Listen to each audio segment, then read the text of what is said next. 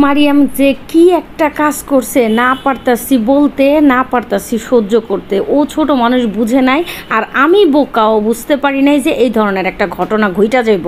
কিছুদিন আগে আমি একটা মিউট লাইভ করছিলাম, সকালবেলা আমি টেবিলের ওপর রেখে চলে গেছিলাম।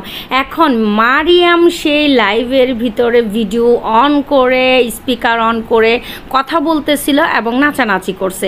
সেই জন্য বাইরে ভাই কপালটা এতই খারাপ, কি আর বলবো, ভায়োলেশন দিয়ে দিছে। ইউটিউব আমারে 3 দিনের জন্য লাইভ বন্ধ করে দিছে। এই ভিডিওটা অনেক দিন আগের আমার মোবাইলে পড়েছিল, চিন্তা করলাম এই ভিডিওটাই আজকে পোস্ট করি। সেই কষ্টে কোনো ভিডিও বানাই নাই, কিচ্ছু করি নাই, শান্তি আর লাগতেছে না। 3টা দিনে যে আমার রিচ এঙ্গেজমেন্ট কই যাইব, সেই কষ্টটা আর আপনাদেরকে বুঝায় বলতে পারবো না। আমার কপাল খারাপ, সত্যি কথা। না মারিয়ামরে কিছু বলতে পারতাছি, না নিজে সহ্য করতে পারতাছি। কিছু করার নাই তো ভাই, কিছু করার নাই।